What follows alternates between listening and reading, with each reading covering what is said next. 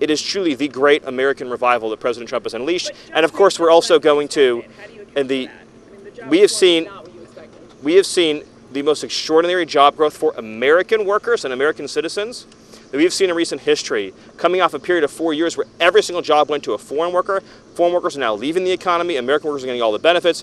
And of course, we have larger issues to deal with the integrity of BLS that President Trump has spoken about. And we're going to get that fixed, and we're going to get honest and accurate jobs numbers. Next question.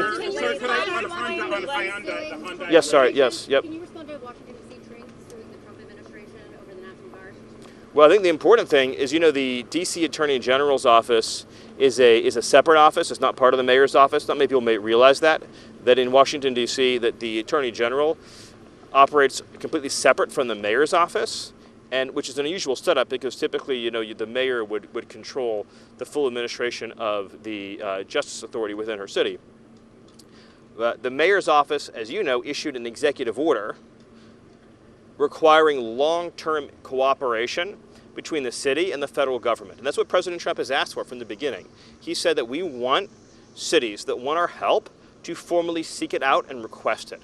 And so the mayor, to her credit, she signed an executive order creating the framework for that long-term cooperation. And now as a result of that executive order, the federal law enforcement assets, the National Guard assets, and the full federal apparatus will be able to work with the city to deliver this extraordinary public safety improvement for the long term. And you're only seeing the very beginnings of this. So, during the first few weeks, of course, we've seen these radical reductions in violent crime.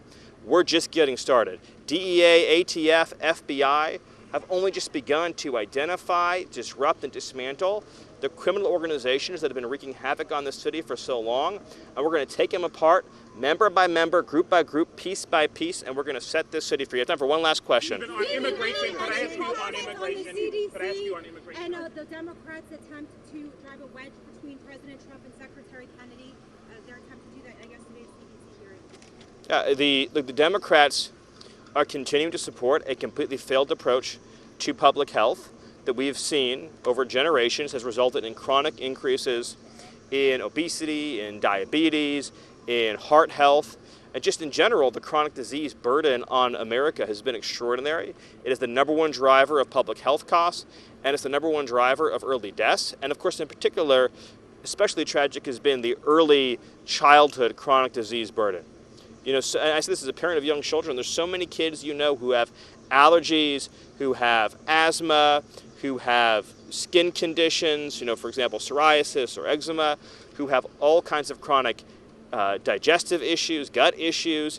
There's so many health issues, not to mention, of course, the particularly terrifying illnesses like pediatric cancer. And so President Trump and RFK are working on getting to the systemic causes. What is our environment? What is in our approach to healthcare?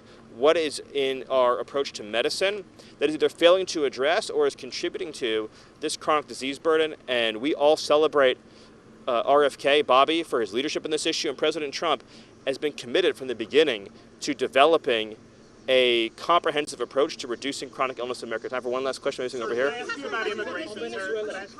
From Venezuela, President of Colombia is saying that Cartel of the Suns does not exist.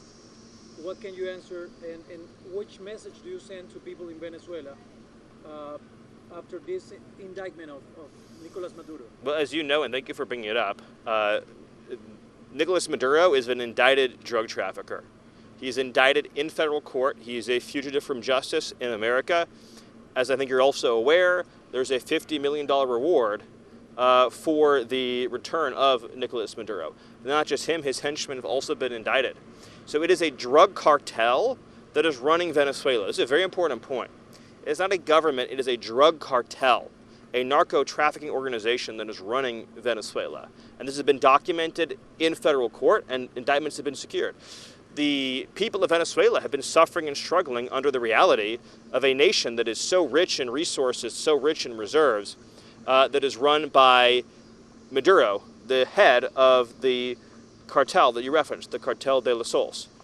That is absolutely one of the most ruthless criminal cartels on the planet. And many Americans may not realize that the drugs killing their kids are coming from Maduro, and also the criminal aliens killing their kids are coming from Maduro. So he's sending his drugs, he is sending his killers, his assassins into our communities, and he's working directly with other designated foreign terrorist organizations like the FARC in Colombia and all the Mexican drug cartels. So it's one continuous loop.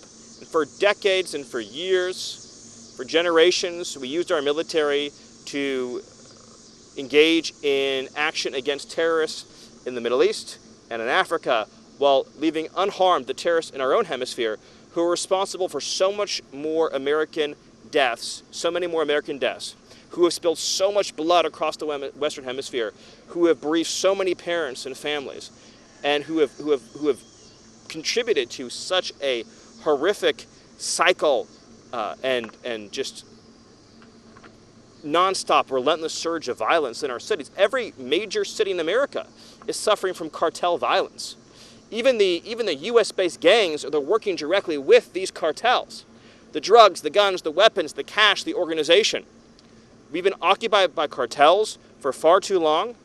President Trump is finally allowing and directing the United States military to use its authorities under the Constitution to defend America from the terrorist organizations that have run free for too long in our own hemisphere. Thank you all. Thank you for the question.